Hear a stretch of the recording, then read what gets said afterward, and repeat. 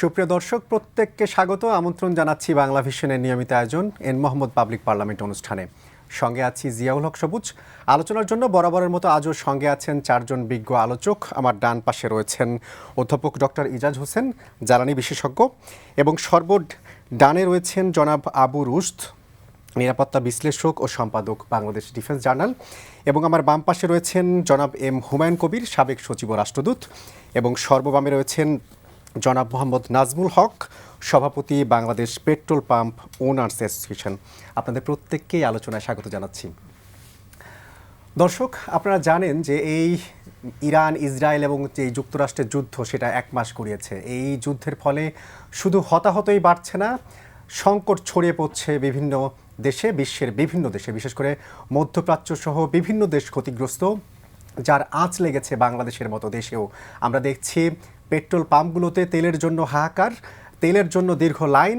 এই যে সংকট, সরকার বলছে সংকট নেই, কিন্তু মানুষের মধ্যে সেই ধরনের আশ্বাস কিংবা তারা আশ্বস্ত হতে পারছে না। এর কারণ কি, সেসব নিয়েই মূলত আমরা আলোচনা করব। আজকের আলোচনার বিষয় যুদ্ধের আগুনে জ্বালানির কালো ছায়া। এই বিষয় নিয়ে আলোচনা শুরু করতে চাই। শুরুটা করব জনাব আবু রুশদ আপনাকে দিয়ে। আমরা দেখলাম যুদ্ধ 1 মাস গড়িয়েছে। আজকে মার্কিন পররাষ্ট্রমন্ত্রী রুবিও তিনি বলছেন যে স্থল অভিযান লাগবে না ইরানের বিরুদ্ধে, আমরা এই সামরিক যে অভিযান সেটা শিগগিরই শেষ হবে। এই যে আমরা যুদ্ধ দেখছি, নতুন করে হুতিদের অংশগ্রহণ দেখলাম, এই সব কিছু দেখে কি মনে হচ্ছে যুদ্ধ সহসায় শেষ হয়ে যাচ্ছে? হুতিরা তো হচ্ছে ইরানের একটা প্রক্সি, মানে ওরা একটা প্রক্সি রেখেছে আপনার লেবাননে, আর একটা প্রক্সি হচ্ছে এই হুতিদের এখানে ইয়েমেনে। মানে এখন স্ট্রেট অফ হরমুজ প্রণালী যদি বন্ধ থাকে বা এটা ছাড়াতে যদি সময় লাগে, তাহলে বিকল্প যে রুট যেটা আছে, যেটা সৌদি আরব একটা পাইপলাইন তৈরি করছে ওদের ওই রেড সিতে, যেখান থেকে আপনার মানে সাপ্লাইটা ওরা দেওয়ার চেষ্টা করছে এবং সেটা শুরু করবে, তাহলে ইউরোপে ওখানে সুয়েজ ক্যানেল দিয়ে যাবে, আমাদের এদিকে এইভাবে নিজ দিক দিয়ে আসবে আর কি, পার হয়ে আরব সাগর হয়ে ভারত মহাসাগর হয়ে। এখন হুতিদেরকে যদি অ্যাক্টিভ করা যায়, তাহলে ওরা ওই জায়গাটাও বন্ধ করে দিতে পারবে, এরকম একটা ওদের ধারণা। এখন এই জিনিসগুলো হচ্ছে ইরানের ট্যাকটিক্স। এখন আরেকটা দিক আমাদের দেশে যেটা হয়, আমি আগেও বলেছি যে আমরা যেভাবে মিলিটারি সাইটগুলো, সামরিক বিষয়গুলোকে দেখি, বাংলাদেশে প্রচারণা করা হয়, সেগুলোকে আমার মনে হয় যে অতিরঞ্জিত এবং মানে আবেগপ্রবণ, জজবা নির্ভর। এখানে মধ্যে বাস্তবতা অনেকটা নেই। সবসময় মনে রাখতে হবে এখানে যুদ্ধে কে অন্যায় করছে বা কে অন্যায় করেনি সেদিকে আমি যাচ্ছি না। অন্যায় অবশ্যই এখানে ইসরায়েল এবং যুক্তরাষ্ট্র করেছে অযথা একটা আক্রমণ করে, কিন্তু সামরিক যে শক্তি, যে পাওয়ার, সেটার তো অনেক কিছু আমেরিকা এবং ইসরায়েলকে আপনি অস্বীকার করতে পারবেন না। আর একটা সবচেয়ে বড় ব্যাপার যে ইরান, এটা আমি আরও কয়েকবার বলেছি যে সবচেয়ে ভুল করেছে এই মধ্য প্রাচ্যের যে দেশগুলোর যে মার্কিন যুক্তরাষ্ট্রের যে ঘাঁটি আছে, সেটার বাইরে সিভিল জায়গাগুলোকে আক্রমণ করে, রিফাইনারিগুলোকে আক্রমণ করে, ও প্রত্যেককে তার বিরুদ্ধে নিয়ে গিয়েছে। একটা দেশ তার পক্ষে নেই। আজকের আমি ঘটনা বলি যে আজকে ইউক্রেনের প্রেসিডেন্ট জেলেনস্কি উনি ইউএইতে, কাতারে, এই দুটা দেশের সাথে সামরিক চুক্তি করেছেন। এখন কেন করেছেন? এই আপনার ইউক্রেন রাশিয়ার সাথে যুদ্ধে তার যে দীর্ঘ 4 বছরের মতো অভিজ্ঞতা, সে ড্রোন বিরোধী যে জিনিসগুলো তৈরি করেছে, মানে এগুলোকে ধ্বংস করার জন্য, এটার একটা মাস্টার মানে বলতে পারেন হচ্ছে ইউক্রেনকে। তো তারা তাদের সাথে সামরিক মানে চুক্তি করছে। এখন যদি এমন হয় যে এই আরব দেশগুলোকে আপনি কন্টিনিউয়াসলি কোণঠাসা করে ফেললো এরা, মানে এরকম রিফাইনারিতে আক্রমণ করে, সমস্ত কিছু করে, হোটেলে করে তাদের ব্যবসা বাণিজ্য আপনি নষ্ট করে দিচ্ছেন, একদিকে তো তারা খেপবে, তাদেরও কিন্তু যথেষ্ট সামরিক সক্ষমতা, অস্ত্রশস্ত্র আছে। তারা যদি আরও বেশি করে এই যে এরকম বলেন ইউক্রেন, তারপরে মার্কিন যুক্তরাষ্ট্রকে যদি আরও ডেকে নিয়ে আসে, আজকে সৌদি আরবের আপনার এই মানে এই দিকে, মানে ওইটা হচ্ছে আপনার দক্ষিণ সাইডের বলবো না, ঠিক আরেকটু উপরের দিকে একটা ঘাঁটিতে অলরেডি মার্কিন যুক্তরাষ্ট্রকে লজিস্টিক্স ফেসিলিটি তারা দিয়েছে। তার কারণ তাদের নিরাপত্তার ব্যাপার আছে। এখন শুধু বললেই হবে না, আমরা পৃথিবীর প্রত্যেকটা দেশ কিন্তু মানে এই যে তেলের জন্য মধ্যপ্রাচ্যের দেশগুলোর উপরে নির্ভরশীল। তো এই জিনিসগুলো তো আমাদেরকে দেখতে হবে। আমরা না দেখে যদি, এই যেমন হাস্যকর কথাবার্তা বলে যে এই পর্যন্ত মনে হয় ডজনবার বলা হয়েছে বাংলাদেশের মিডিয়াতে যে মার্কিন যুক্তরাষ্ট্রের বিমান বাহিনী রণতরী আব্রাহাম লিঙ্কনে আক্রমণ করেছে। এখন আপনি যদি ইরানিয়ান প্রেস টিভির কথা শুনে এই সমস্ত এআই জেনারেটেড জিনিস দিয়ে বলেন, তাহলে আমাদের অ্যাসেসমেন্ট করতে যুদ্ধের রিস্কগুলোকে বুঝতে, বাস্তবতা বুঝতে কষ্ট হয়। আপনি দেখেন পাকিস্তান আজকে একটা উদ্যোগ নিয়েছে, সেই উদ্যোগটা হচ্ছে যে তুর্কি, তারপরে আপনার মিশর, এই দেশগুলার পররাষ্ট্রমন্ত্রীকে তারা দাওয়াত দিচ্ছে যে এই বিষয়টা নিয়ে তারা আলোচনায় বসবে। এর আগে তো তারা একটা নেগোসিয়েশনের জন্য কাজ করছিল মার্কিন যুক্তরাষ্ট্রের হয়ে। এবং আজকের আরেকটা খবর যে পাকিস্তানের প্রধানমন্ত্রী ইরানের প্রেসিডেন্টের সাথে এই মার্কিন যুক্তরাষ্ট্র যে দাবি দেওয়াগুলো দিচ্ছে ইরানের কাছে, বা ইরান যা দিচ্ছে এই জিনিসগুলোর নিয়ে কথা বলেছেন পেজেশকিয়ানের সাথে। তার মানেটা কি? কিন্তু যে তারা একটা নেগোসিয়েশনের দিকে যেতে চায়, কিন্তু তোমাদের এর মধ্যে দুই পক্ষেরই কিছু শর্ত আছে, এই শর্তগুলো থাকবে। আমাদের দেখার বিষয় হচ্ছে, যেটা আমি মনে করি যে আমরা এই জিনিসগুলো যদি বাদ দিয়ে বাংলাদেশ, আমরা হচ্ছে আমরা ওই দেশগুলোর উপরে এনার্জির জন্য নির্ভরশীল, বিশেষ করে আরব দেশগুলোর উপরে আমরা নির্ভরশীল। এখন আরব দেশগুলোর যদি কোনো কিছু হয় তাহলে বাংলাদেশ ভুগবে, এটার জন্য কিন্তু অন্য পাকিস্তান ভুগবে, ভারত ভুগবে, শ্রীলঙ্কা ভুগবে, এই দেশগুলো ভুগবে। এখন আমাদের উচিত হচ্ছে আমাদের এই রিস্ক অ্যাসেসমেন্টগুলো করা, ক্রিটিক্যাল অ্যানালাইসিস করা, হুজুগের পিছনে বা এই ধরনের উদ্ভট মানে আপনার বিভিন্ন বিষয়ের পিছনে দৌড়ানো না। একটা জিনিস মানুষকে মনে রাখতে হবে যে ইরানের মতো একটি দেশ কন্টিনিউয়াস আপনার বছরের পর বছর আপনার যেভাবে তারা এই যে নিষেধাজ্ঞার মধ্যে ছিল, অর্থনৈতিক সামরিক বিভিন্ন নিষেধাজ্ঞার মধ্যে থাকার পর একটা জাতি পৃথিবীর 1 নম্বর পরাশক্তির বিরুদ্ধে এতদিন 1 মাস হয়ে গেল যে তারা যে দাঁড়িয়ে আছে, এটাই অনেক বড় ব্যাপার। কিন্তু এইটা কতদিন দাঁড়িয়ে থাকতে পারবে?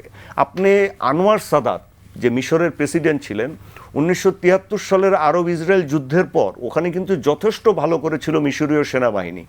ভালো করার পরেও মার্কিন যুক্তরাষ্ট্র যখন ইসরায়েলকে সহায়তা দেওয়া শুরু করলো সামরিক সরঞ্জাম দিয়ে, সব কিছু দিয়ে, তখন কিন্তু বাধ্য হয়ে আপনার যুদ্ধবিরতিতে রাজি হতে হয়েছিল আনোয়ার সাদাতকে। তখন সাংবাদিকরা ওনাকে প্রশ্ন করেছিলেন যে আপনি তো অনেক অ্যাডভান্টেজিয়াস পজিশনে ছিলেন, আপনি পিছালেন কেন?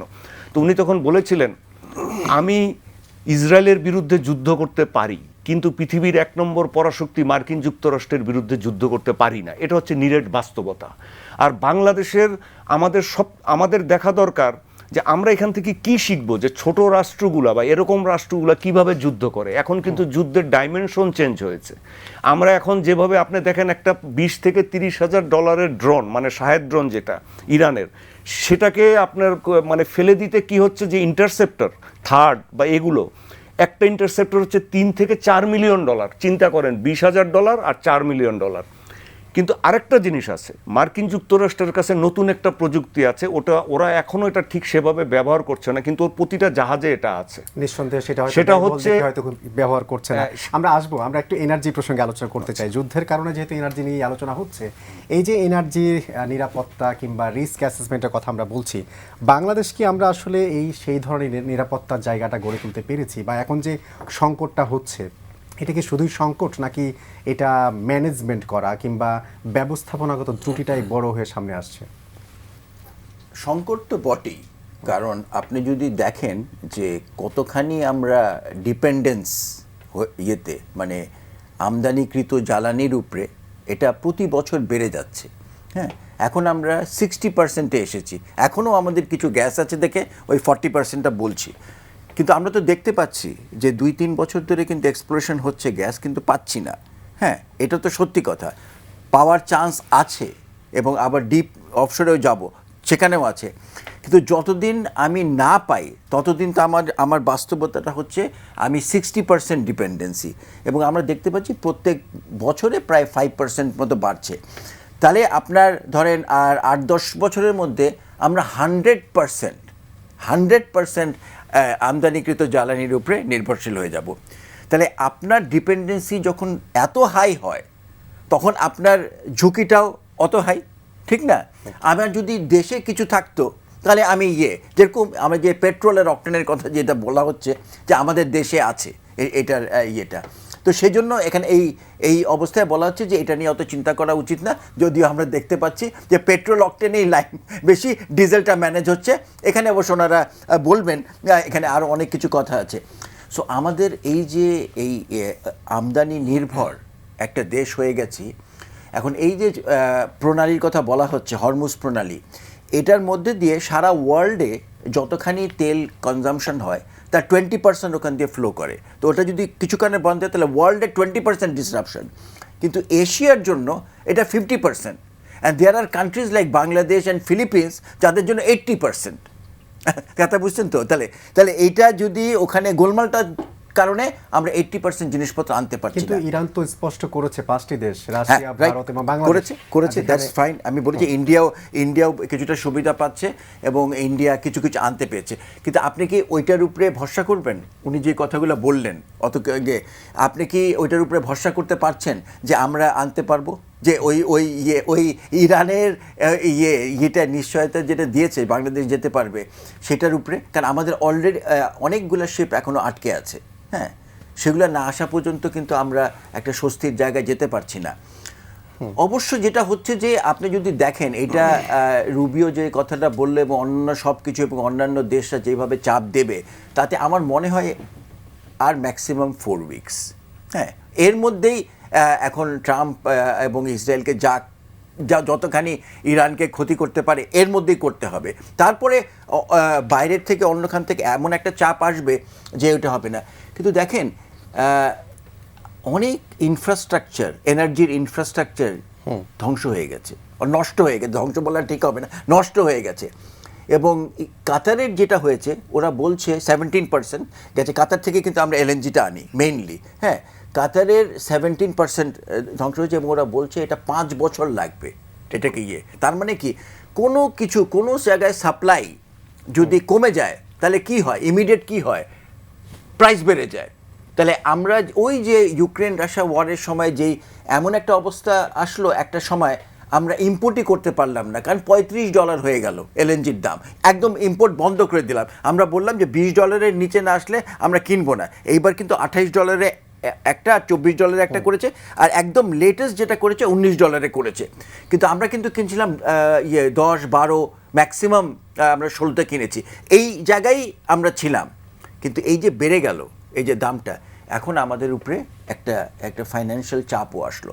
তো দেখেন সাপ্লাইয়ের একটা প্রবলেম আছে অ্যান্ড প্রাইসের প্রবলেমটা আছে, দুটোই আমাদের জন্য সাংঘাতিক একটা বড় ইটস নট দ্যাট আমি সাপ্লাই পাচ্ছি না, আমি এখন অবশ্য সরকার কিনছে, হ্যাঁ দেখায়, কিন্তু এগুলার তো হিসাব একদিন হবে, ঠিক না? ওই হিসাব হয়ে তখন কি দাঁড়াবে সেটা আমাদেরকে বুঝতে হবে। সো অবশ্যই আমরা সাংঘাতিক রকমের একটা আছি। এখন এটার করতে পারতাম আগের থেকে, সেটা এখন বলবো না পরে বলবো?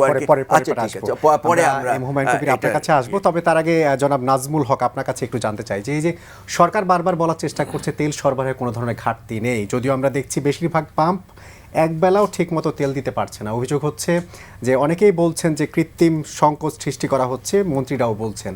আসলে কারা কৃত্রিম সংকট সৃষ্টি করলো? এর পেছনে কি আসলে পেট্রোল পাম্প মালিক যারা রয়েছেন, আপনারা যারা কাজ করছেন, তাদেরও কি কোনো যোগসাযোগ থাকতে পারে?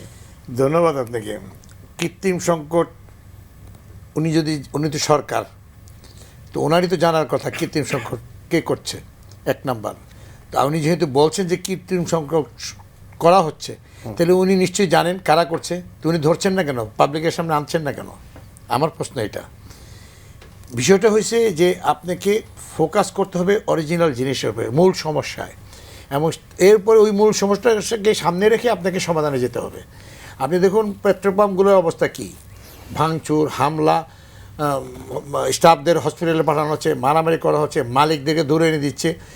এই জিনিসগুলা কিভাবে ট্যাকেল করবে সেটার জন্য আমাদের সাথে কথাও বলেন নাই। তো আমরা হয়তো 15ই মার্চ আমাদের সাথে একটা মিটিং করছেন গভর্নমেন্ট, তো এই মিটিংয়ের মধ্যে আমরা আমাদের সমস্যাগুলো জানতে চাইছেন, আমরা সমস্যাগুলো বললাম। বলার পরে ওনারা বললেন যে আচ্ছা ঠিক আছে আমরা দেখতেছি, ঠিক আছে আপনারা দেখেন। কিন্তু মার্কেটটা এরকম হলো কেন? মার্কেটটা হলো দেখেন আপনি, যুদ্ধটা আরম্ভ হলো বোধহয় 28শে ফেব্রুয়ারি। হ্যাঁ, 28শে ফেব্রুয়ারি যুদ্ধটা আরম্ভ হলো। তো যুদ্ধ আরম্ভ হওয়ার পর যেমন কি আমরা সবাই জানি যে আমাদের তেলটা আরব দেশ থেকে আসে, সবাই জানে, যে একেবারে মোটর বাইক চালায় সেও জানে, রিক্সা চালায় সেও জানে তেল আরব দেশ থেকে আসে। এখন আরব দেশ থেকে তেল আসে, আরব দেশে যুদ্ধ আরম্ভ হয়েছে, সবার ভিতরে একটা থাকে যে কী জানি কী তেল নিয়ে কী হয়, কিন্তু তখনও কিন্তু মার্কেটে ক্রাইসিস বা এই যে প্যানিক বাইং শুরু হয়নি। কিছু কিছু জায়গায় এই যে আপনার সোশ্যাল মিডিয়াতে কিছু কিছু জায়গায় প্রচার হতে থাকলো যে তেল পাওয়া যাবে না, এই নেওয়া না, কিন্তু মেইন স্ট্রিম মিডিয়া এগুলো কোনো প্রচার করেনি। কিন্তু পেট্রোল পাম্পগুলোকে ঠিকমতো তেল দিতে পারছে বা না, আপনারা তখনও supply ঠিকমতো ঠিক পাচ্ছেন? ছিল, ঠিক ছিল, তখন চাহিদা আমাদের তো বাড়েনি, পাবলিকের চাহিদা বাড়েনি, আমাদের তো নিজস্ব কোনো চাহিদা নেই। কাস্টমার ভোক্তারা যে তেলটা চাইবে আমার কাছে, আমি ওই তেলটা গভর্নমেন্ট থেকে নিয়ে আসবো, তো যা চাইবে আমি সেটা চেষ্টা করবো কভার করতে গভর্নমেন্ট থেকে এনে, ওই অবস্থায় ছিল এটা। কিন্তু একটা খবর আসলো সব জায়গায়, প্রিন্ট মিডিয়া, ইলেকট্রনিক্স মিডিয়া, যে গভর্নমেন্টের কাছে এত দিনের তেল আছে, বাস ওইখান থেকে শুরু এটা। কিন্তু প্রথম যখন শুরু হলো তখন এরকম অবস্থা দাঁড়ায়নি, এখন যে অবস্থাটা আসছে। আপনি তো ওইটার আস্তে আস্তে শুরু হওয়ার পরে হঠাৎ কী করলো গভর্নমেন্ট, ওই 2 লিটার মোটর বাইক আর 10 লিটার গাড়ি এইটা রেশনিং করলেন। তো যখন করলেন, রেশনিংটা করতে ওনারা দেরি করে ফেলছেন। যেদিন রেশনিং করলেন তার আগে 3 দিনে 7-8 দিনে তেল নিয়ে গেছে পাবলিক। এখন ওই অবস্থায় গভর্নমেন্টের ভিতরে একটা প্যানিক হয়ে গেছে, আরে কী ব্যাপার, এটা কেন হলো? এখন যখন এটা 2 লিটার 10 লিটার করা হলো, একটা মোটর বাইক যারা শেয়ারিং করে, শুধু তারা না, যে অফিসে যাতায়াত করে, বাজার করে, করে, তার জন্য 2 লিটার কিন্তু কষ্টকর। হ্যাঁ, তা এটা আমরা 15 তারিখ মিটিং আমরা এটা বললাম যে এটা 2 লিটার ঠিক হয়নি, পাবলিক এটা মানতে চাইতেছে না, মারামারি করতে চায়, কেন দিবা না, হ্যান ত্যান আবিজাবি করে। আমরা করলাম কি, প্রত্যেকটা ডিসপেন্সারি গভর্নমেন্টের সার্কুলারটা টাঙিয়ে দিলাম। টাঙিয়ে দেওয়ার পরে ফালানো, এটা বাদ দেন, তেল দিবি, দিতে না। আর আপনি জানেন তো মোটর বাইক কারা চালায়? মোটর বাইক সাধারণত ইয়াং ছেলেরা চালায়, সাধারণত অন্য বয়স্করাও চালায়, কম, পার্সেন্টেজ খুব কম। আর ওই যে শেয়ারিং করে যারা, তারা চালায়, ওদের তো রুটি রুজি মোটরসাইকেল উপরে, ওদের জন্য একটা বিপদ হয়ে দাঁড়াইছে। এরপরে গভর্নমেন্ট একটা ডিসিশন দিলেন যে শেয়ারিংদের জন্য 5 লিটার আর জেনারেলের জন্য 2 লিটার, ওটাই থাকবে। কিন্তু শেয়ারিংয়ের 5 লিটার দিতে হলে কি করতে হবে? মোবাইলে তার অ্যাপ চেক করতে হবে, ঠিক আছে, এটা 30-40 সেকেন্ড লাগে, কিন্তু সাথে একটা শর্ত যোগ দিয়ে দিলেন, এর আগে তেল কোত্থেকে নিয়েছে তার মেমো গাড়ির নাম্বার সহ দিতে হবে। এটা করতে গিয়ে তো 5-7 মিনিট লেগে যেতেছে, তর্ক বিতর্ক, ততক্ষণ পিছনে তো হান্ড্রেডস অফ বাইকস রয়ে গেছে, ওর মার, ওরে ধর, আগুন লাগা, এগুলো শুরু হয়ে গেলো। কিন্তু এখনকার যে প্রবলেম, এই প্রবলেমটা সলভ করতে হলে কি ধরনের পদক্ষেপ নেওয়া দরকার সরকারের? এটা আমি মনে করি, মানে এখন যেটা অবস্থা চলতেছে, প্রবলেমটা কি আগে একটু বলে নিয়ে 1 মিনিট সময় নেব আমি। প্রবলেমটা হয়েছে, আমরা যেটা দেখতেছি প্র্যাকটিস গত আর ঈদের পরপর থেকেই, যে একটা বাইক আসতেছে, ওই যে একটা কথা বললেন মন্ত্রী মহোদয়, সাফিসিয়েন্ট তেল আছে, ঈদের আগ মুহূর্তে যার যা প্রয়োজন নিয়ে নেন। এইটা তো আরেকটা ব্লান্ডার করে দিলেন। এখন যার যা প্রয়োজন দিয়ে দিলেন, আমি যখন এই যে যা চাচ্ছে, আমি যখন ডিপোতে যাচ্ছি, এটা তো গভর্নমেন্টের পক্ষে দেওয়া সম্ভব না, পৃথিবীর কোনো দেশে সরকার দিতে পারবে না। আপনি ধরেন যেখানে আমাদের একটা এক্সাম্পল, একটা পাম্পের 10,000 লিটার তেলের রেগুলার এই সময় দিছে, আমরা বিক্রি করছি, ওখানে ওই পাম্পে কাস্টমার যা চায় তা দিতে গেলে 30,000 লিটার লাগবে। এই 30,000 লিটার যদি গভর্নমেন্ট দিতে যায়, তো গভর্নমেন্ট তো 15 দিনে দেশ তেল শূন্য হয়ে যাবে, এটা তো গভর্নমেন্ট পারবে না। এই কারণে কি তেল নাই এমন নোটিশ টানাচ্ছেন, কিন্তু আবার না, ওই যে আমার কাছে আমার চাহিদা হলো, জেনারেল সেল হইলো 10,000, এখন পাবলিক চাইতেছে 30,000, উনি তো আমাকে ওই 10,000ই দিচ্ছেন, আর 20,000 আমি কোথেকে দেবো? তো 10,000 তো আমার 12 ঘন্টার মধ্যে 2 ঘন্টা শেষ। তো তখন পাবলিকে পেট্রোল পাম্পগুলো এরকম করতে হয়। আর ওই যে বললেন আপনি কৃত্রিম সংকট যদি কেউ করে থাকে, স্পেসিফিক্যালি ওনার জানা থাকে, তাহলে সেটা ধরুক। আমরা বলি তার মধ্যে যদি আমাদের কোনো পেট্রোল পাম্প বা জ্বালানি তেল ব্যবসায়ী থাকে, ও শুধু ধরেই খাদ্য না, ধরুক, জেল দেখ, টিভিতে, নিউজ পেপারে ফটো সহ দিয়ে দেখ, তার লাইসেন্স ক্যান্সেল করুক, এবং তাকে আমি ওই দিন মিটিংয়ে বলছি, সর্বোচ্চ শাস্তি দেন, প্রয়োজনে আইন চেঞ্জ করেন। কিন্তু এই যে ম্যাজিস্ট্রেট, আপনি জানেন তো সারা বাংলাদেশে কিন্তু ম্যাজিস্ট্রেট নিয়োগ করা হয়েছে, এবং আজকে 4 দিন যাবত ডিবি নিয়োগ দেওয়া হয়েছে, প্রত্যেকটা পেট্রোল পাম্পে ডিবি যাচ্ছে। গতকাল একটা সার্কুলার দিয়েছে, প্রত্যেকটা পাম্পে একজন করে অফিসার যাবে, আজকেও আমার পাম্পে গেছে। তো যাচ্ছেন, স্টক দেখতেছেন, লিফটিং আমি কত তেল উত্তোলন করছি সেটা দেখতেছেন, ডিসপেন্সারের মিটার দেখতেছেন, তো কিছু তো পাচ্ছেন না। তো যদি না পান, তাহলে আপনারা একটা পথ নেন। আপনি যেমনটি আমাকে জিজ্ঞাসা করছেন, আমি এটা পরে বলবো আপনাকে যে কি করলে হয়, এটা আমার ধারণায়। জি, পরের পার্টে আসবো। হুমায়ুন কবির, আপনার কাছে যে বিষয়টি জানতে চাই, আমরা পলিটিক্যাল ডিপ্লোমেসির কথা শুনি, ইকোনমিক ডিপ্লোমেসির কথা শুনি, এখন এই যুদ্ধের কারণে কি আমরা এখন এই যে এনার্জি ডিপ্লোমেসির বিষয় চলে আসলো সামনে, যে এই যে এখনকার ক্রাইসিস, অর্থনীতিতে যেই প্রভাবটা পড়ছে, এই জায়গায় কি আসলে সেই পলিসি, সেই ধরনের কূটনীতি কি আমাদের কোনো কাজ করতো কিনা? করে, ধন্যবাদ আপনাকে। করে, ভারতের কাছ থেকে আমরা ডিজেল নিচ্ছি না, এটাও তো কূটনীতির অংশ। কারণ কদিন আগেই তো আমরা নানান কথা বলেছি, কিন্তু এখন যখন আমার প্রয়োজন হয়েছে, আমি ভারতের সাথে কথা বলছি। ভারত 5,000 টন দিয়েছে, ইদানি আরও আসছে, এরকম একটা কথাবার্তা তো দেখছি আমরা। তো কাজেই সহযোগিতার জায়গা যেখানে থাকবে সেখানে আমরা সেই কূটনৈতিক মাধ্যমে বা কূটনৈতিক ব্যবস্থার মাধ্যমে তার সহযোগিতা পেতে চাইব।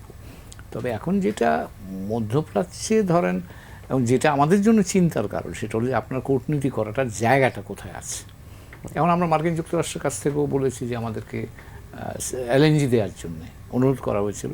পল কাপুর যখন এসেছিলেন তখন কিন্তু আমরা সেরকম একটা অনুরোধ করেছিলাম। তো সেখান থেকেও আসবে, তো সেটা যদি আমরা আমাদের সামর্থ্য থাকে আমরা সেটা চাইবো তাদের কাছ থেকে।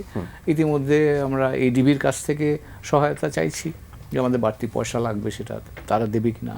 IMF-এর কাছে পয়সা চাইছি যদি হয়, কারণ যেটা ইজাজ ভাই বললেন, সাপ্লাই কমে গেলে দাম বেড়ে যাবে, এবং এখনও তো $112 মতো প্রাইস আছে। তো কাজেই আমার তেল যদি কিনতে হয় তাহলে এখন গিয়ে এই দামেই তো আমাকে কিনতে হবে। তো আমার রিজার্ভ কতটা আছে, আমি সেটা দিয়ে ম্যানেজ করতে পারবো কি পারবো না।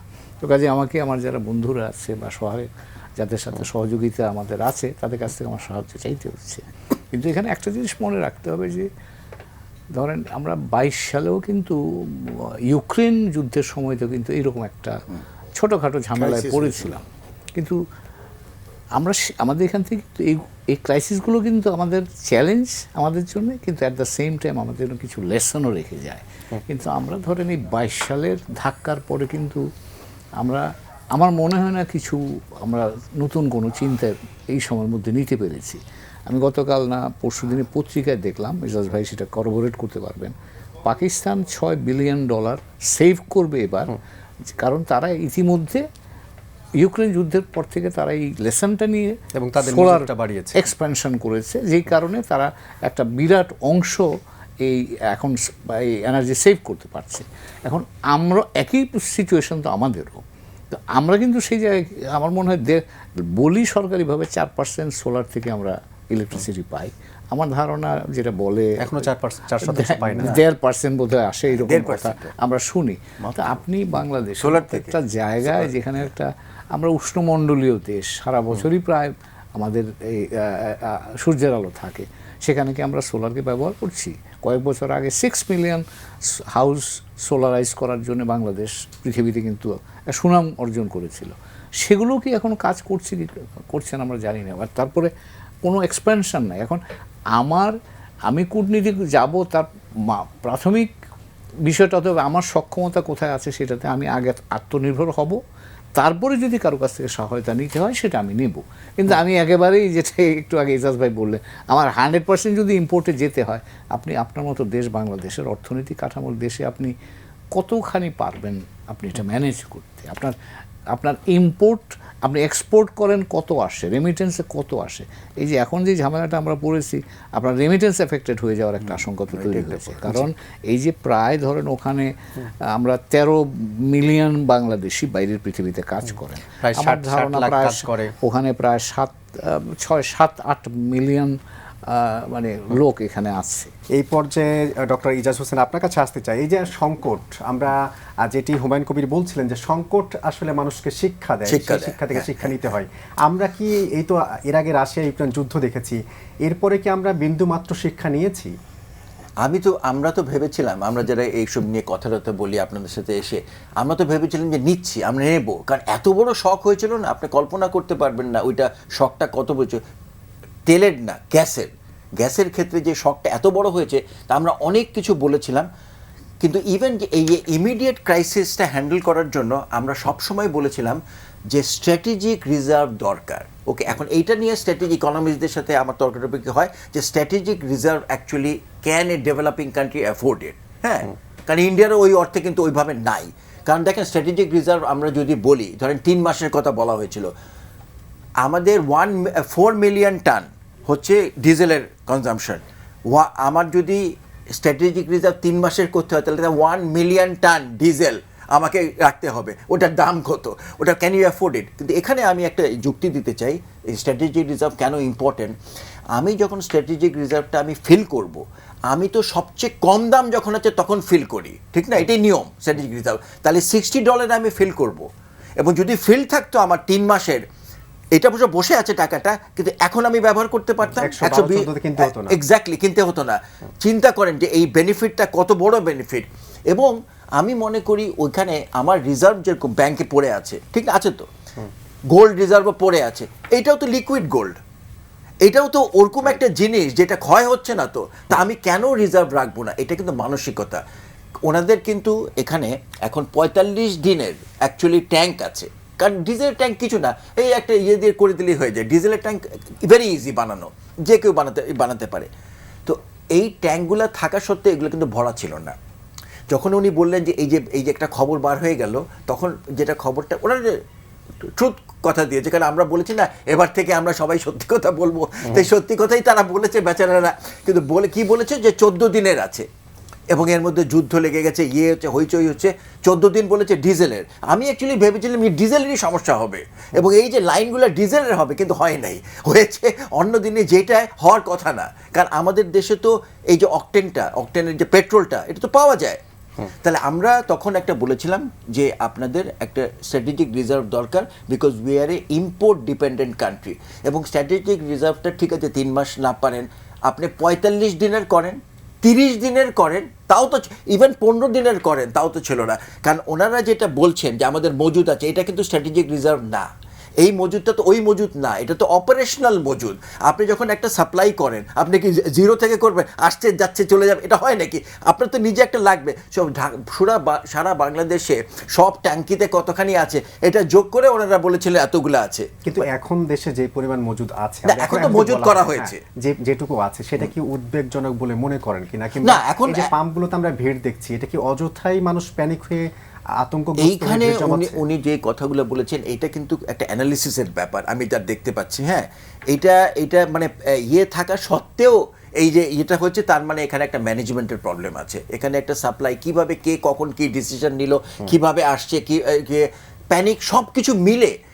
আরেকটা জিনিস আমি যেটা লক্ষ্য করেছি, আমাদের যে নতুন এটা ডিমান্ড, যে রাইড শেয়ারিংয়ের একটা ডিমান্ড যে ক্রিয়েটেড হয়েছে 2-3 বছরে, এটার জন্য কিন্তু আমরা সেরকম একটা ব্যবস্থা করি নাই বাংলাদেশে। কিভাবে বলছি আমি লক্ষ্য করেছি, নর্মাল টাইমেও আমি ওখানে লাইন দেখেছি। আমি নর্মাল টাইমেও আমাকে বলতো তারা, আমরা তো নর্মালি 20 মিনিট আধা ঘন্টা লাগতো, এখন 1 ঘন্টা লাগতো। প্রথম দিকে উনি যেটা 1 ঘন্টা লাগতো, কিন্তু এখন যে 2-3 ঘন্টা এসে পাচ্ছিই না।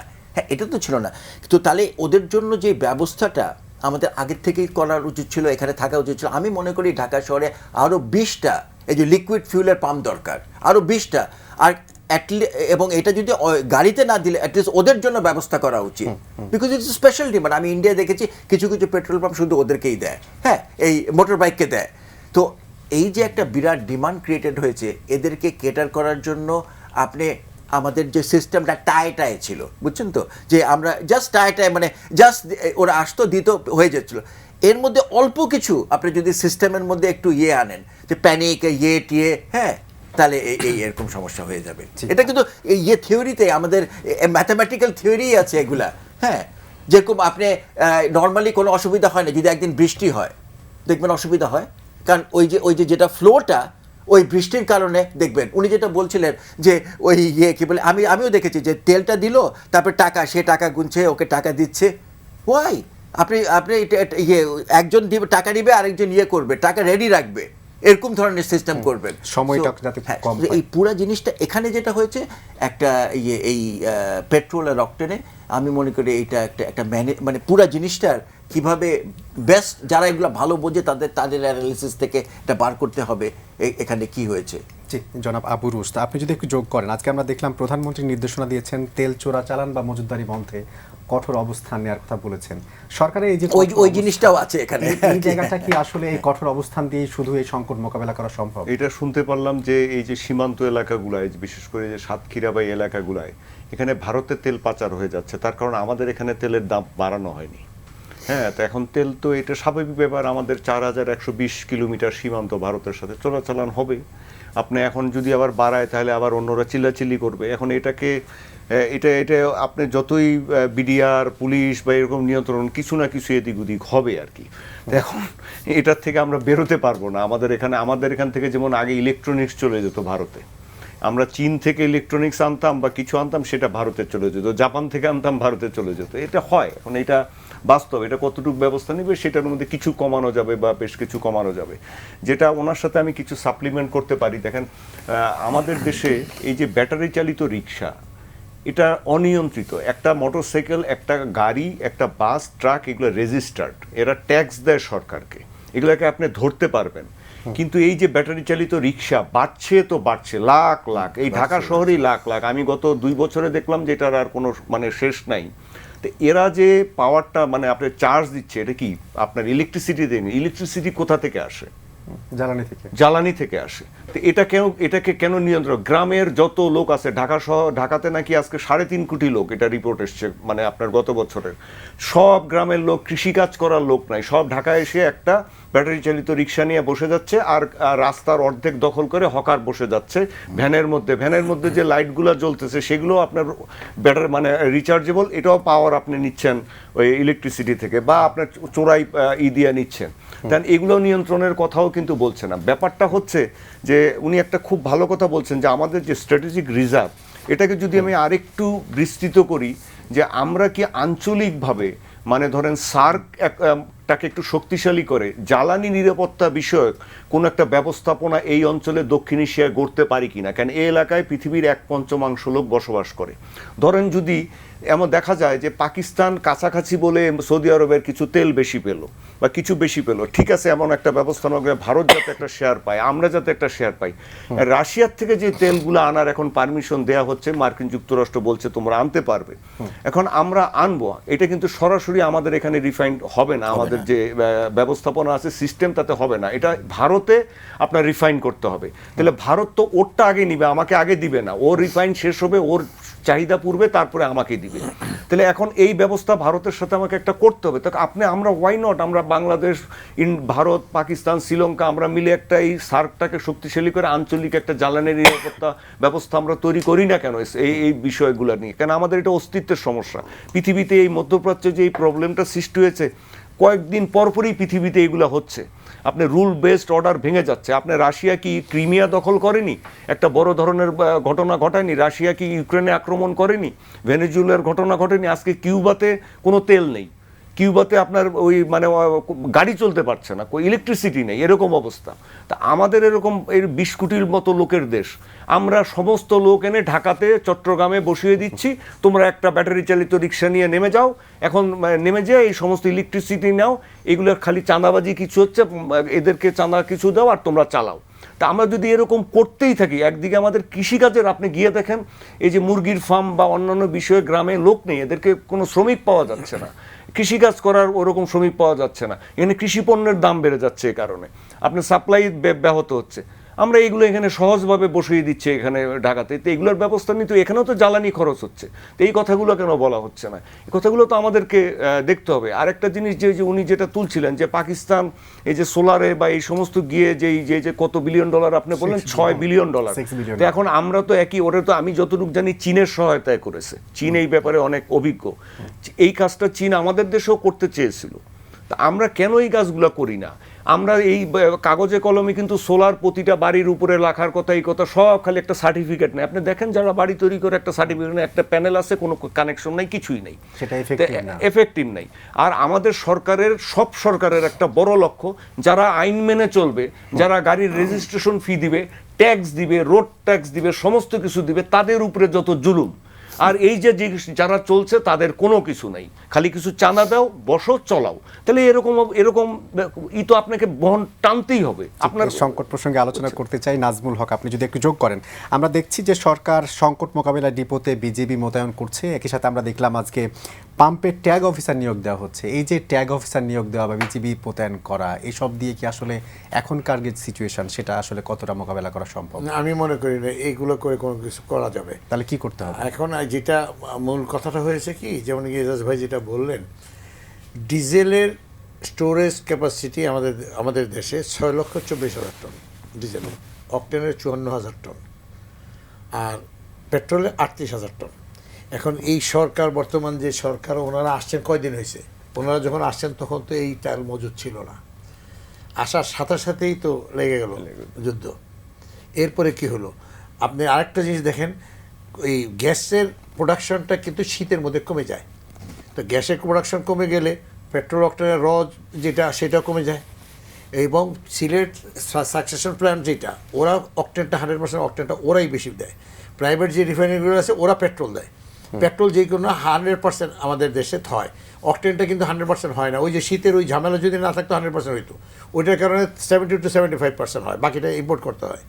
এখন ওই যে একটা মানে টাইমিংটা এমন একটা বাজে টাইমিং হয়েছে যে ওই টাইমিংয়ের মধ্যে আসলে স্টোরেজ কী ছিল না ছিল ওইটা আমি আর যাচ্ছি না ওই লাইনে, কিন্তু যে সক্ষমতা যেটা ছিল নিশ্চয়ই ওইটা ছিল না ওই স্টোরেজে।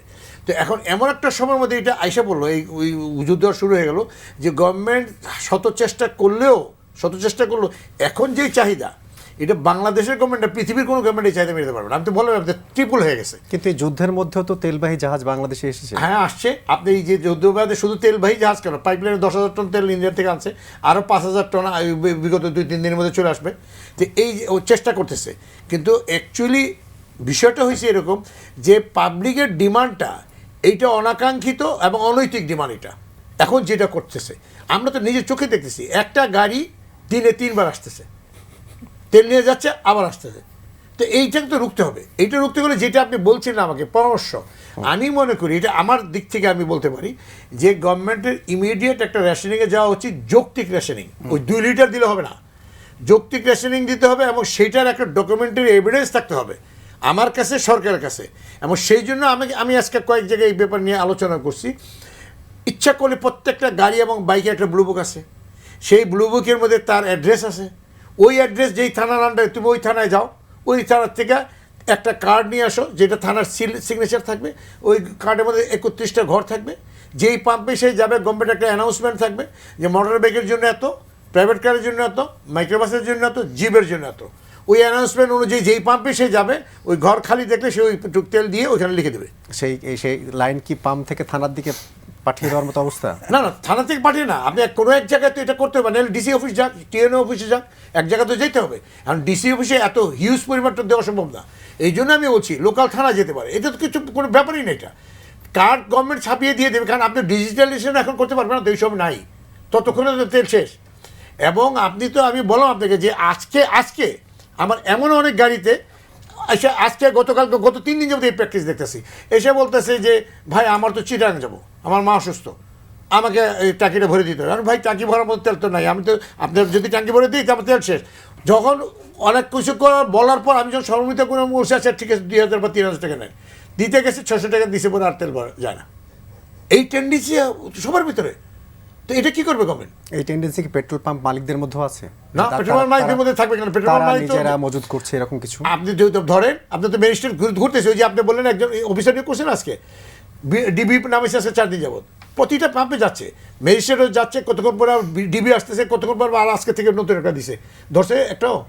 অ্যাকচুয়ালি এইটা তো এখন যদি পাম্প মালিকদেরকে যেভাবে দোষারোপ করা হচ্ছে, এই তো হলো ওই যে যারা ভোক্তা তাদের আর পাম্প মালিকদের মাঝে লাগাই দেওয়া হচ্ছে। আমি তো আতঙ্কিত যে এই যে অনেক পাম্প আক্রান্ত হয়েছে। আপনি কক্সবাজার গতকাল ঘটনা ঘটছে, নরসিংদীতে ঘটছে, সিলেটে ঘটছে, স্টেপিং করছে সিলেটে। তো এরপরে কি হবে? এরপরে বলেন কেউ যদি ফায়ার করে দেয় তখন কি হবে? আমরা কোথায় যাবো? কিন্তু কোনো সময় দেখা যাচ্ছে কিছু কিছু পাম্প বন্ধ থাকছে। আপনি যদি তেল না থাকে পাম্প কি করবে? আপনি ট্রাস্ট ফিলিং আর্মি গাম পাম্প, ওরা কি ইচ্ছা করে বন্ধ করছে? তো এইগুলো তো বুঝতে হবে মানুষের। আপনি ওই যে বললাম তো আপনাকে, আমার 10,000 চাহিদা ছিল যে রেগুলার, এখন আমি যদি ডিপুতে বলি আমার 30,000 দেন, 30,000 দিলে সরকার চলতে পারবে না তো। আর এগুলো তো পাবলিকের কারণে আমাকে 30,000 চাইতে হচ্ছে, কিন্তু আমাকে তো দিচ্ছে না 30,000। তো তখন আমার যখন যেটুকু দিচ্ছে ওটুকু শেষ, পাম্প বন্ধ। এটার জন্য গভর্নমেন্টকে একটা স্টেপ নিতে হবে, এবং এটা যত দেরি করবে তত প্রবলেম হবে, এবং তাতে এমন একটা ঘটনা আসতে পারে সামনে যে পাম্প মালিকদের পালায় যেতে হবে, এছাড়া কোনো রাস্তা নেই। হুমায়ুন কবির, আপনি যদি একটু যোগ করতে চান যে আসলে এই যে এখনকার ক্রাইসিস, এই ক্রাইসিসটা মোকাবেলা করার জন্য আসলে কি কোনো মেকানিজম আছে বা সেটা সেরকম করা যায়? ধন্যবাদ আপনাকে। এজাজ ভাই বলছিলেন ম্যানেজমেন্ট একটা ইস্যু, এখানে একটা ম্যানেজমেন্টের গোলমাল হচ্ছে কোনো একটা জায়গাতে, সেটার ব্যাপারে আরেকটু ঠান্ডা মাথায় চিন্তা করা দরকার। এটা একটা crisis time, how to manage A crisis, 1 number. 2 number হলো নাজরুল ভাই যেটা বললেন, একটা কমিউনিকেশন প্রবলেম হচ্ছে। অর্থাৎ এটা একটা ক্রাইসিস সরকারের জন্য, জনগণের জন্য, সবার জন্য। এবং এই ক্রাইসিসটা এমন একটা ক্রাইসিস যেটা কিন্তু এই সরকারের বাইরের থেকে উদ্ভূত। সারা পৃথিবী, আমেরিকাতে $4 হয়ে গেছে আপনার পার গ্যালন, ওরা গ্যালনে বিক্রি করে কাজে, তো ওখানেও কিন্তু বেড়েছে।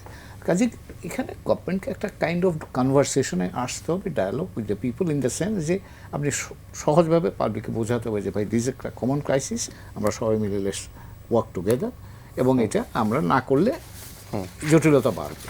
তো কাজে এখানে আপনার এক ধরনের একটা ডায়ালগ গভর্নমেন্টের সাথে পাবলিকের সাথে একটা ডায়ালগ তৈরি করা দরকার মনে করছি। আর আরেকটা জিনিস যেটা করতে হবে, অল্টারনেটিভগুলো যেগুলি আছে, ধরেন এটা আমরা জানি না কতদিন চলবে যুদ্ধ, এবং এই যুদ্ধ চললে, যুদ্ধ যেটা আমরা শুনলাম ইতিমধ্যে, তো রুশ ভাই বললেন যে এই যেসব ক্ষতিগ্রস্ত হয়ে গেছে এগুলি মেরামত করতে তো সময় লাগবে আপনার। এটা তো এমন না যে যুদ্ধ আজকে বন্ধ হলে কালকে থেকে আপনি আবার এটা রিটার্ন যে যেমন ছিল তেমন জায়গায় ফেরত আসবে। কাজে সেটা বিবেচনা রেখে আমার ভবিষ্যৎমুখী একটা পরিকল্পনাও দরকার, যে এই এখন আমি কি করব ভবিষ্যতে যদি এরকম হয়, how do I handle that. এবং সেখানে এজাজ ভাই বলতে চাচ্ছিলেন যেটা আপনি এখন এই দেশে আমরা বিভিন্ন সময় উদ্যোগ নিয়েছি, আপনার যেটুকু সম্পদ আপনার নিয়ন্ত্রণে আছে সেটার সর্বোত্তম ব্যবহার জন্য আমাদের সচেষ্ট হতে হবে। এবং এখানে সোলার একটা উত্তম, মানে আপাত দৃষ্টিতে মনে হচ্ছে এটা একটা উত্তম ব্যবস্থা হতে পারে যদি আমরা ক্র্যাশ প্রোগ্রামে যাই, চেষ্টা করি। আমরা এখন 1.5 আমরা কন্ট্রিবিউট করি, এটা 10% যদি নেওয়া যায় তাহলে তো অ্যাটলিস্ট আপনার এই পরিমাণ জায়গাগুলো আপনি নিজের সক্ষমতার মধ্যে সেই জায়গায় আমাদের টার্গেটও সেট করা আছে 2030 সবই আছে কিন্তু কাজ নাই আর কি। যে একসময় তো 6 মিলিয়ন হাউস সোলারাইজড হয়েছিল, এটা নিয়ে ইন্টারন্যাশনালি আমরা বেশ ইতিবাচকভাবে আলোচিত হয়েছিলাম, এগুলোও এখন আর কাজ করছে না। আমি নিজে বাইরে গিয়ে কাজ করতে গিয়ে দেখেছি ওগুলো অকেজো হয়ে গেছে এখন। তো কাজে আমাকে এইগুলোতে একটা energy security is a major challenge for Bangladesh, এটা আপনাকে ধরে নিতে হবে।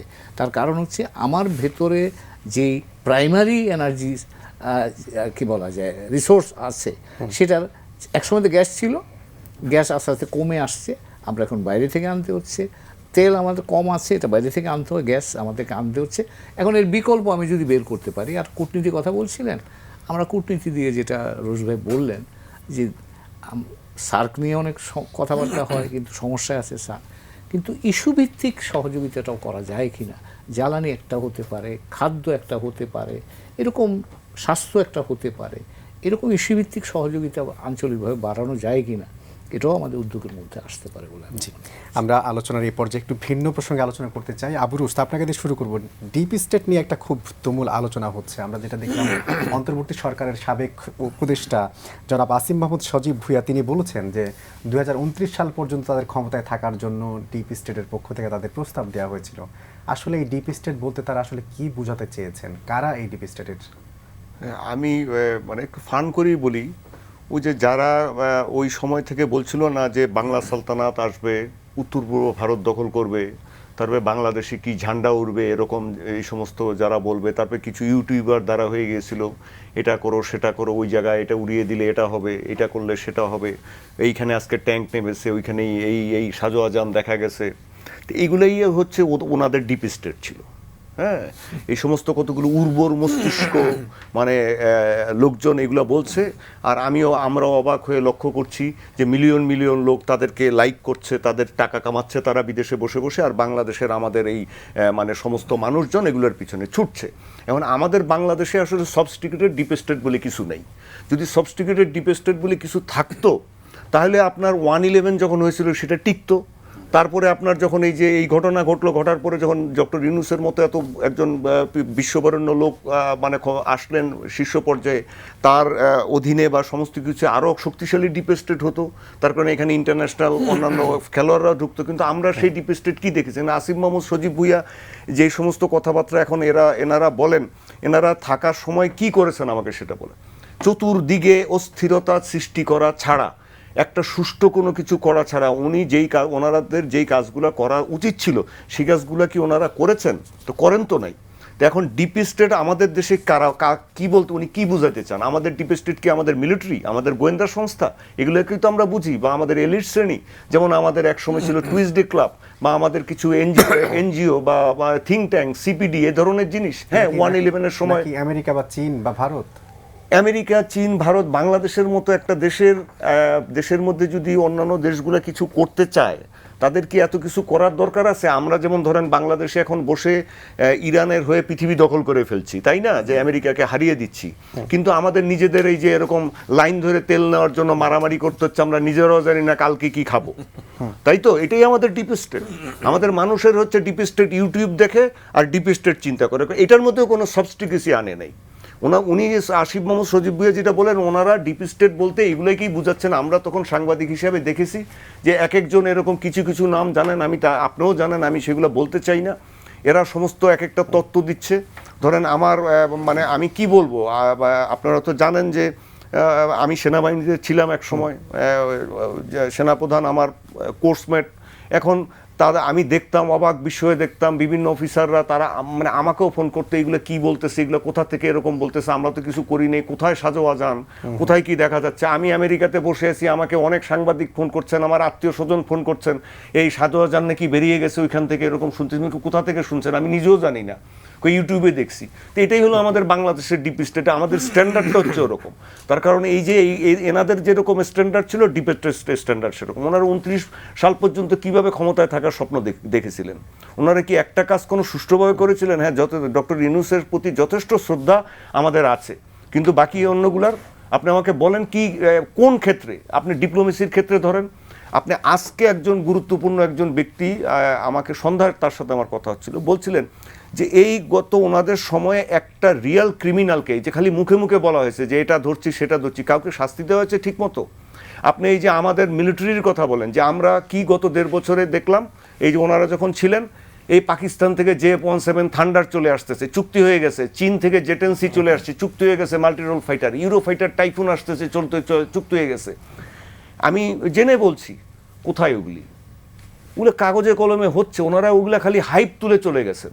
ওনারা কিসের ডিপ স্টেটের 29 পর্যন্ত দিয়েছে? ওনারা যে এতদিন পর্যন্ত থেকেছেন, এটাই তো ভাগ্য। ডক্টর রিজা, আপনি যদি এই প্রসঙ্গে একটু যোগ করতে চান, যে সরকারের বাইরে থেকে আসলে রাষ্ট্রের নীতি বা কাঠামোর বাইরে থেকে একটা তৃতীয় শক্তি কিংবা কোনো একটা গোষ্ঠী এই যে ডিপ স্টেট হিসেবে কাজ করে, তারা কি আসলে সরকারকে প্রভাবিত করতে চায় বা করতে পারে? দেখেন, এরকম ধরনের একটা জিনিস এরকম সব দেশেই কিন্তু থাকে। হ্যাঁ, এরকম একটা জিনিস। এবং আমরা যখন কিছুদিন আগে যেটা শুনতাম যে এই ইউনূসের সরকার এই পুরো 5 বছরই থাকতে চায়, হ্যাঁ, এখন এইটা কিন্তু উনি অলওয়েজ ডিনাই করতেন। হ্যাঁ, এবং অনেকেই আমরা হয়তো ওইটা বিশ্বাসও করতাম, কিন্তু এই কথাটা মধ্যে দিয়ে যেটা বেরিয়ে আসলো, হ্যাঁ, যে না, আসলেই ভিতরে ভিতরে এগুলার একটা চেষ্টা ছিল। তো চেষ্টা থাকতে পারে, কারণ মানুষের সবসময় একটা এগুলো থাকে, কিন্তু তারা হয়তো, মানে আমি যেটা দেখলাম প্রফেসর ইউনূস যেটা করলো, প্রত্যেকটা স্টেপ প্রথম থেকে সে হয়তো ওরকম একটা তার আকাঙ্ক্ষা ছিল যে আমরা যদি আরও বেশি দিন থাকতে পারি, আরও বেশি কিছু 29 পর্যন্ত থাকবে না যাই না, করতে পারি। কিন্তু আবার ওই দিক থেকে বিএনপি যতখানি যে সাস্টেইনড একটা প্রেশার দেওয়া আরম্ভ করলো এবং অন্যান্য যেসব জিনিস হলো, তো তখন তারা ওইসব চিন্তা থেকে সরে আসলো। তো এটা হতে পারে, এটা হয়তো যেটা সে বলেছে, সেও তো এখন এক্সপোজ করে দিল জিনিসটা, কিন্তু উই ক্যান এক্সপেক্ট দ্যাট এরকম ছিল। ইয়েস, জি। হুমায়ুন কবির, আপনি যদি এই প্রসঙ্গে কিছু যোগ করতে চান। আমরা দেখেছি এর আগে প্রধান উপদেষ্টা হয়তো বলেছেন জনগণ চায় আরো 5 বছর ক্ষমতায় থাকুক। আমরা কোনো কোনো উপদেষ্টার মুখে শুনেছি ক্ষমতায় চলে আসলেই অনেকেই ক্ষমতা পাকাপোক্ত করতে চায়, থাকতে চায়। এর বাইরে কি আসলে তৃতীয় পক্ষ বা এই যে ডিপ স্টেটের কথা বলা হচ্ছে, এদের কি আসলে কোনো ইন্ধন ছিল যে এই সরকার আরো 5 বছর থাকুক? না, এটা আমরা তো পত্রিকায় দেখি, বাইরে দেখি, আলোচনায় আছে, কিন্তু অন্তর্বর্তীকালীন সরকার যখন ছিলেন, তার ভেতরে একটা গোষ্ঠী দীর্ঘকালীন সময়ে ক্ষমতায় থাকতে চেয়েছিলেন, এইরকম কথাবার্তা কিন্তু বাইরে এসছে। তো এখন সরকারের ভেতরেই যদি কেউ আগ্রহী হয়ে থাকেন, তো তারাই কি ডিপ স্টেট? অথবা ডিপ স্টেট বলতে এখানে তারা যেটা বোঝাতে চাচ্ছেন, একটা রাষ্ট্রের মৌলিক কাঠামোকে ধরে রাখবার জন্য কতগুলো প্রতিষ্ঠান থাকে, সামরিক বাহিনী যেটা রুশ ভাই বললেন, গোয়েন্দা সংস্থা, আমলাতন্ত্র, এগুলো পিলারের মতো থাকে। এখন এরা বাইরে বেশি প্রকাশমান নয়। যারা রাস্তায় আন্দোলন করে, রাজনীতি করে, রাজনৈতিক কর্মী বা যারা থাকে, তারা কিন্তু প্রকাশ্যে থাকেন। এখন বাংলাদেশে একটা সত্যি কথাই তো আমরা গত 24-এ দেখেছি, তার আগেও বিভিন্ন সময়তে দেখেছি, বাংলাদেশে কিন্তু এই ধরনের অস্থিরতা এবং স্থিতিশীলতা এর মধ্যে একটা দ্বন্দ্ব কিন্তু গত 55 বছর ধরেই আছে। এখন রাষ্ট্রের পিলার যেগুলো থাকে সেগুলো তো চেষ্টা করে যে এটা স্ট্যাবিলিটিটাকে ধরে রাখতে, আর যারা এটাকে চ্যালেঞ্জ করে তারা এটাকে নাড়াতে চায়। তো এই দ্বন্দ্ব তো আমাদের মধ্যে বিরাজমান গত 55 বছর ধরে। তো কাজেই রাষ্ট্রে যারা স্থিতিশীলতা বজায় রাখতে চায়, যে প্রতিষ্ঠানগুলো রাষ্ট্রের স্তম্ভ হিসেবে কাজ করে, সেগুলো যদি তারা বলতে চান হতে পারে সেটা, কিন্তু সেটা আমরা মানে এটা উনি কী ব্যাখ্যা করতে চেয়েছেন সেটা তো বলেননি। তো কাজেই এখানে বাংলাদেশ একটা স্থিতিশীল থাকুক, একটা গণতান্ত্রিক প্রক্রিয়ার মধ্য দিয়ে সামনে এগিয়ে যাক, এই অঞ্চলে একটা শান্তিপূর্ণ দেশ হিসাবে কন্ট্রিবিউট করুক ইতিবাচকভাবে। এটাই বাংলাদেশের মানুষ হিসেবে আমরা যেমন চাই, আমাদের বন্ধুরা যারা আছে তারাও সে একই জিনিস চায়। বাংলাদেশ অস্থির হলে কি বা অস্থিরতাটা কি কেউ চায়? কেউ কেউ হয়তো চাইতে পারে, কিন্তু বাংলাদেশের মানুষ আমার কাছে মনে হয় না সেটা চায়। আসিফ মাহমুদ আরেকটা কথা বলেছেন যে শেখ হাসিনা হয়তো পালিয়ে গেছে, কিংবা তার সরকার যে কার্যক্রম করেছিল বা তার শাসনামল সেটাকে বৈধতা দেওয়ার প্রশ্নেও কিছু কিছু ক্ষেত্রে হয়তো এই শর্ত ছিল। এর অর্থ কি এরকম দাঁড়াতে পারে যে আওয়ামী লীগেরও হয়তো এই ডিপ স্টেটের পিছনে কাজ করেছে? এখানে তো আওয়ামী লীগের একটা রাজনৈতিক দল, একটা রাজনৈতিক দল হিসেবে তার একটা ভূমিকা থাকতে পারে, কিন্তু এখানে প্রতিষ্ঠান হিসেবে তো আছে, প্রতিষ্ঠানগুলো তো আছে, প্রতিষ্ঠানগুলো তাদের দায়িত্ব পালন করেছে। এবং সমস্যা ছিল যে তখন প্রতিষ্ঠানগুলোর দায়িত্ব পালনের ক্ষেত্রে রাজনৈতিক দলগুলো প্রতিবন্ধকতা তৈরি করেছিল। এটাও তো, এবং সেই কারণেই তো আপনি 24 আমরা দেখতে হয়েছে। তো কাজেই সেই জায়গায় যার যেটা ভূমিকা সেটা পালন করার জন্য তাকে সুযোগ দিতে হবে। রাজনৈতিক দল রাজনীতি করবে, আমলাতন্ত্রে তার পেশাদারিত্বের সাথে তার দায়িত্ব পালন করবে, সামরিক বাহিনী দেশ রক্ষা করবে, গোয়েন্দা সংস্থা তার কাজ করবে। তো এটাই তো হওয়া উচিত। কিন্তু আমাদের যেটা হয়, আমার যেটা করা দরকার এটা বাদ দিয়ে আমি অন্যের কাজটা করতে যাই, তো সেই জন্যই এই সংকটটা তৈরি হয়। এবং এটা বাংলাদেশে কিন্তু এখনও আজ সংকট যে নাই সেটা না। কাজেই বাংলাদেশের ইতিহাস আমার বলে যে আমরা যার যেটা পেশাগতভাবে যে কাজটা করা দরকার সে কাজটা সঠিকভাবে হয়তো করতে পারি না। আমার ধারণা 24 থেকে যদি একটা লেসন আমাদের নেওয়া থাকে, সেটা হলো যে সবাইকে যার যে কাজ সেই কাজটাতে মনোযোগী হওয়া উচিত। আমরা আরেকবার এনার্জির আলোচনায় যেতে চাই।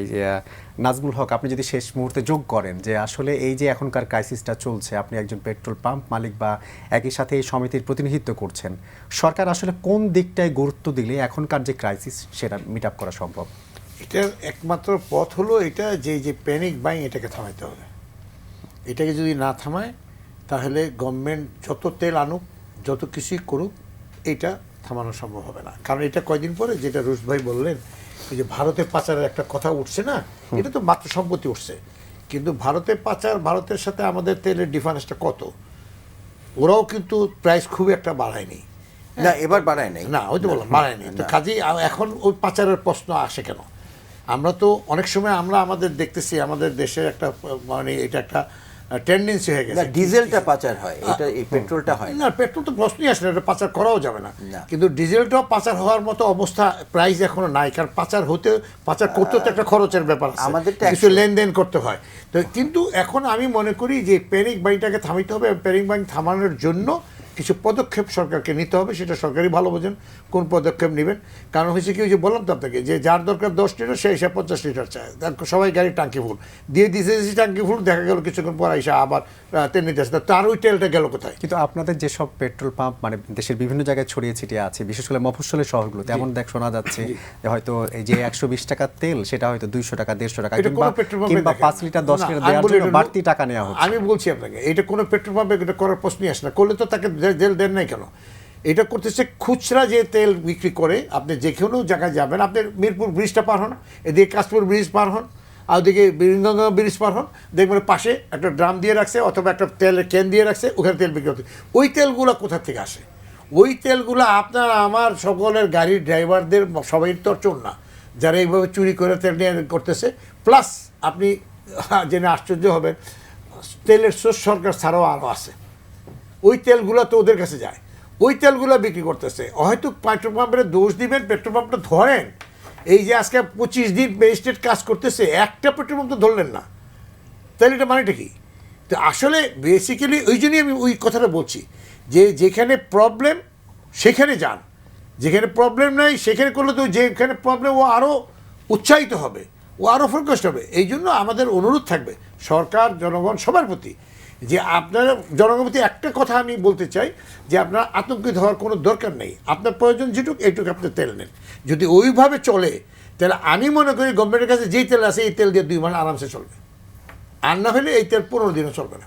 তো গভর্নমেন্ট তো একটা দেশকে তেল শূন্য করতে পারে না, তাই না? তো কাজে গভর্নমেন্ট ওই পথে গেছে। ওই যে আপনি বললাম, আপনার এই যে 22 দিনে, গত 22 দিনে যেই তেল ডিজেল ডেলিভারি দিছে, গত বছর আর এই বছর সমান 12,000 টন ডেলি। হ্যাঁ, তাহলে আপনার এই যে 12,000 টন, কিন্তু এখন তো ডিমান্ডটা 12,000 টন না, অরিজিনাল ডিমান্ড হয়তো 12,000 টনই, কিন্তু পাবলিক তো 12,000 নেই, পাবলিক তো গেছে 30,000 টনে। এই যে সমস্যা। আর ভাই যেটা বললেন না, ডিজেলের চাই ও ক্রাইসিস দেখতেছেন না আপনি, একটা 4-5 দিন যাক। কারণ হচ্ছে কি, ঈদের আগে ডিজেলের ক্রাইসিস ছিল না, ছিল তো? তো তখন ছিল কেন? গায়ে সব লোক ঘরমুখী ছিল। এখন তো শহরমুখী হয়নি, এখনো পুরোপুরি হয়নি। হোক, তো দেখবেন কি হয়, তখন দেখবেন অনেক পাম্পে আবার ডিজেল নেই। তো কাজেই একটা কিছু ইমিডিয়েট করতে হবে গভর্নমেন্টকে, এটা আমার অনুরোধ থাকবে, একটা কিছু ইমিডিয়েট করতে হবে, নাহলে এটা কোনটা করতে পারবে না। মানুষের ভিতরে এক যে প্যানিক, ভাই আর প্রতিদিনই তো চলছে, আপনি খবর কাগজ দেখলেই দেখবেন অধিকাংশ পেট্রোল পাম্পে তেল নেই। এটা তো আরও প্যানিক বাড়াচ্ছে। আর আপনি দেখেন ওই যেটা আপনি উল্লেখ করলেন, যে হাইওয়ে, ন্যাশনাল হাইওয়ে আর শহর, এর ছাড়া কি পেট্রোল পাম্প নাই? আমাদের পেট্রোল পাম্প প্রায় 3,000 লেস, মানে 27-28 পেট্রোল পাম্প।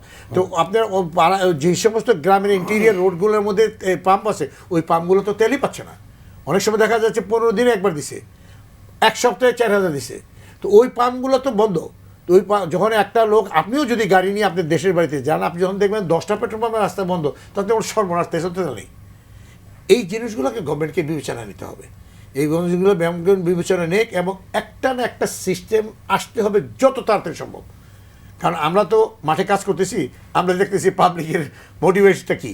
এই জন্য আমাদের অনুরোধ থাকবে সবার প্রতি। আর পাম্পের উপরে দোষারোপ নাম করলে পাম্পের ধরে জেল দেন, জরিমানা করেন, লাইসেন্স ক্যান্সেল করেন। অ্যাসোসিয়েশন সরকারের পিছনে আছে। ও হয়তো খালি পাম্প মজুদ। আপনি পাম্পের যে মোটরসাইকেলগুলো, যে আজকে একটা ঘটনা বলি, 10 সেকেন্ড সময় নেব। আমার সামনে, আমার এখান থেকে তেল নিয়ে গেছে সকাল 10:30টায়। উনি একটা সময় আবার আসছেন, ওনাকে একজন ইউটিউবার জিজ্ঞেস করতেছে মোহাম্মদ দিয়ে, উনি বলতেছে যে আমি 4 ঘন্টা যাবৎ এখানে দাঁড়ায় আছি। আরে ভাই, আমার তো পাম্পই চালু হয়েছে 4.5 ঘন্টা। উনি 4 ঘন্টা দাঁড়িয়েছে থেকে। 1 নাম্বার, আমি দেখছি উনি তেল নিয়ে গেছেন, উনি আবার আসছেন তেল দিয়ে। উনি বলতেছেন পাম্প মালিকরা সব মজুত করে, সরকার পাম্প মালিক, একবার বলতেছে পাম্প মালিকরা মজুত করে, আরেকবার বলতেছে সরকার পাম্প মালিকরা তেল দেয় না, পাম্প মালিক আমাদেরকে তেল দেবে থেকে। এই যে কথাগুলো ছড়াচ্ছে না, এতে প্যানিকটা আরও বাড়তেছে। জি ডক্টর রিজাজ, এই যে প্যানিক বাইংটা বন্ধ করতে হলে সরকার কি আসলে ইফেক্টিভ কিছু করার সুযোগ আছে এখন এই মুহূর্তে? না, প্রযুক্তির সাহায্য নিতে পারেন তারা। ওই যে সব বলা হচ্ছে যে কিভাবে এই সিস্টেমটাকে, একটা হবে সিস্টেমটাকে কুইক করতে হবে, যাতে করে এই ইয়ে হয় না, ব্যাকলগ যেন না হয়। ওই যেটা বললেন, লাইন হয়ে গেল একজনকে দিতে, এটা এসব যেন না হয়। আরেকটা হচ্ছে যেসব বলা হলো, এগুলো সফিস্টিকেটেডভাবে করতে হবে। যদিও সরকার একটা বলেছে সবাইকে একটা কার্ড সিস্টেম দেবে, আমি জানি না কত এফেক্টিভ, বাট যদি ওইটা উনি যেটা বললেন, এটা যদি সত্যি একটা এফেক্টিভভাবে একটা কার্ড সিস্টেম করা যায়, তা এটা কিন্তু হয়তো ফিউচারেও কাজে দেবে এই কার্ড সিস্টেম। কারণ আমি মনে হচ্ছে যে এইটা সহজে এটার থেকে উত্তরণ করা যাবে না। কারণ এই যে বললাম না, এত লক্ষ্য, কারণ দেশে কত আছে মোটরসাইকেল, অনেকে তো ফেলে রেখেছে, এখন সেই মোটরসাইকেল নিয়ে বার হয়ে তেল নেওয়ার চেষ্টা করছে। সো এটা একটা সমস্যা আছে আমাদের। সো আমরা ওইটাকে ভালো করে চিন্তা করতে হবে যে কিভাবে আমরা এরকম একটা প্রযুক্তি ব্যবহার করে এটা। আরেকটা জিনিস হচ্ছে এই যে চুরি করে না করে এই যে ব্যাপারটা, আইওটি বলে, ইন্টারনেট অফ থিংস বলে একটা জিনিস এখন নতুন হয়েছে। প্রত্যেকটা ভাউচারের মধ্যে আপনি ওইগুলো লাগাই দিতে পারবেন, এবং বিপিসি ট্র্যাক করতে পারবে ক্লাউড থেকে যে সে ঠিক মতো যাচ্ছে নাকি পাম্প। এটা করা হয়েছে অলরেডি, এটা করা হয়েছে, রাইট, এটা হয়েছে। এরকম আরও কিছু জিনিসপত্র তারা করতে পারবে। কিন্তু ওই ডিসপেন্সিংটা যেটা হয়, হ্যাঁ, যেহেতু দেখেন একটা, আমি যখন আমার বড় একটা গাড়ি নিয়ে গেলাম, আমি যখন ডিজেল নিলাম, আমি একবারে 40 লিটার নিচ্ছি, ওকে, দিয়ে দিচ্ছে। আর ওইখানে আপনার 40 লিটার দিতে আপনি দেখেন তো কতটুকু সময় লাগবে। আপনি 40 লিটার ইয়েকে দিতে এই মোটরসাইকেলদেরকে দিতে কতগুলো লাগবে, সে এগুলা সব কিছু উনি যেটা বললেন খুব সুন্দরভাবে স্টাডি করা দরকার। এই স্টাডির মধ্যে থেকে এই সলিউশনগুলো বার হয়ে আসবে যে কিভাবে। আমি খালি আরেকটা যে কথা বলে নিই, এই যে এই স্ট্র্যাটেজিক রিজার্ভ সবে ওয়ার্ল্ডের হাইয়েস্ট স্ট্র্যাটেজিক রিজার্ভ কোন দেশের মনে হয়? কোন দেশ রাখবে হাইয়েস্ট স্ট্র্যাটেজিক রিজার্ভ বলেন তো? চীনে। No, Japan. জাপান। কারণ চীন কি, কিংবা জাপান ইজ ওয়ান অফ যুক্তরাষ্ট্র। দোজ কান্ট্রি অনেক আগে থেকে তারা কি বলে জানে দেয়ারে 100% ইম্পোর্টিং, তাদের কিচ্ছু নাই এইসব তেল তারা জানে যে তারা এতখানি নির্ভরশীল, তাদের একটা বড় ইকোনমি আছে, এটাকে সাস্টেন করার জন্য they have 200 to 250 days of তার মানে এই 200 দিনও যদি গোলমাল চলে করে তারা এটা সাস্টেন করতে পারবে। হ্যাঁ, Almost এটা 8 করবে, মাস, এবং 8 তাদের মাস বড় plus। লোক দেশ, they can afford it. But আমি যেটা বললাম স্ট্র্যাটেজিক রিজার্ভটার যেটা হচ্ছে এটা কিন্তু প্রাইস ভলাটিলিটি কন্ট্রোল করার জন্য ইউজ করা হয়, বুঝছেন? মানে এমনি আমি কোনো এই যে প্রাইস যে এক বছরে যদি দেখেন 110 100 তো এর আগেও হয়েছিল, নর্মাল অন্যান্য কারণে ছোটোখাটো কারণে হয়ে যায়, তাই বেড়ে যায়। তো আপনি তো আপনার রিজার্ভটাকে ফিল করবেন যখন বললাম যেটা প্রাইস কম। তো এটা যদি মানে এই যে এইসব গোলমাল না হলে কি আপনি ব্যবহার করবেন? অফকোর্স, যখন প্রাইস বেড়ে গেল তখন আপনি ড্র ডাউন করবেন। হ্যাঁ, তো এটা তো একটা ভালো জিনিস, বাট মানসিকতা থাকতে হবে যে আমি এটা করবো, এটা এগুলো থাকলে কিন্তু আমাদের এগুলো চিন্তাই করতে হতো না, চিন্তাই করতে হতো না। আমরা মাত্র একটু- 6 লক্ষ টন দিয়ে আপনি দিয়ে কদিন চালাবেন, যেখানে আপনার ডেলি 15,000 টন চাহিদা, তাই না? হ্যাঁ, আপনি না। এটা যদি আপনি হ্যাঁ, সেই বাড়াতে exactly, হবে, হ্যাঁ, তাই না? বাড়াতেই হবে, বাড়াতে হবে, যেভাবে বাড়াতে হবে right. এটা। জি, যুদ্ধ প্রসঙ্গে আরেকটু যেতে চাই যে হরমুজ প্রণালী খুলে দিতে ইরানকে এবার 6 এপ্রিল পর্যন্ত সময় বেঁধে দিয়েছেন ট্রাম্প। তারই আহ্বানে ইরান আসলে কতটা সাড়া দিবে এই যে হরমুজ প্রণালী খুলে দেওয়ার জন্য? আচ্ছা, এখানে বলি যে পুতিন তো হচ্ছে, রাশিয়া তো বলা হয় যে আপনার ইরানের সমর্থক বা এই ধরনের কিছু। তা রাশিয়ার প্রেসিডেন্টও কিন্তু একটা ইরানকে বলেছে যে Russia wants Iran to end hostilities in catastrophically tense situation. এটা একটা মানে বড় মিডিয়ার একটা রিপোর্ট। রাশিয়া ওইটা বলছে কেন? এটাকে যত তাড়াতাড়ি ইরানের সমস্যাটা যেটা দাঁড়িয়েছে এটার জন্য দায়ী ইসরায়েল, যদিও দায়ী ইসরায়েল, ইরানের এই রেজিমও দায়ী। ইসরায়েল করছে কি, ওদের টায়ার বাই টায়ার ওদের সমস্ত লোকজন মেরে ফেলছে। মানে আপনি যাদের সাথে আপনি কথা বলবেন, নেগোসিয়েশন করবেন বা যারা কমান্ড স্ট্রাকচার মেনটেন করবে তাদেরকে শেষ করছে আপনার। আর ইরানের রেজিমও কি করছে, তাদের কিছু নিজেদের মধ্যে অ্যারোগেন্স আছে, ইগো আছে।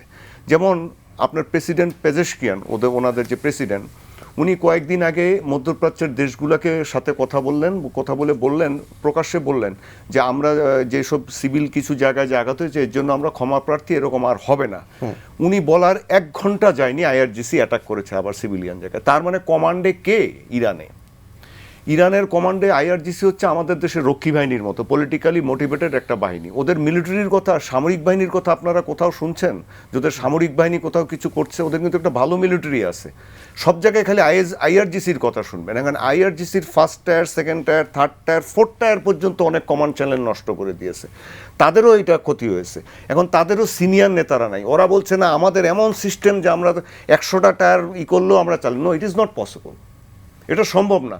ধরেন উনি সচিব ছিলেন, ওনার মতো ওনার পররাষ্ট্র মন্ত্রণালয়ের আপনি সচিবকে শেষ করে দিলেন, আপনার আরও কয়েকটা এডিশনাল সেক্রেটারি 5-7 জন শেষ করে দিলেন, পররাষ্ট্রমন্ত্রী, প্রতিমন্ত্রী সব শেষ করে দিলেন। তাহলে কি ওই যে আপনার এই মানে আপনার ফার্স্ট সেক্রেটারিরা কি আপনার বাংলাদেশের পররাষ্ট্রনীতি নিয়ন্ত্রণ করতে পারবে? ইরানের অবস্থাটা দাঁড়িয়েছে এরকম। এটা এখন আমাদের দেশের মিডিয়াগুলো এটা এইভাবে বলে না, এই জিনিসগুলো অ্যানালাইসিস করে না।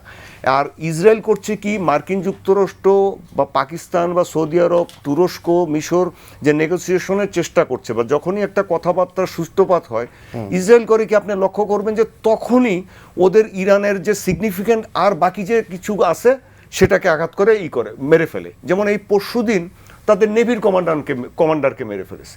আচ্ছা, এখন মার্কিন যুক্তরাষ্ট্র যেখানে একটা আন্ডারহ্যান্ড ডিল করতে যাচ্ছে বা এটার পিছনে হয়তো অন্যান্য শক্তিরও আপনার সমর্থন আছে, তারা চাচ্ছে যে সমস্যাটার একটা সমাধান হোক, এর সমস্ত কিছু শেষ করে দিচ্ছে।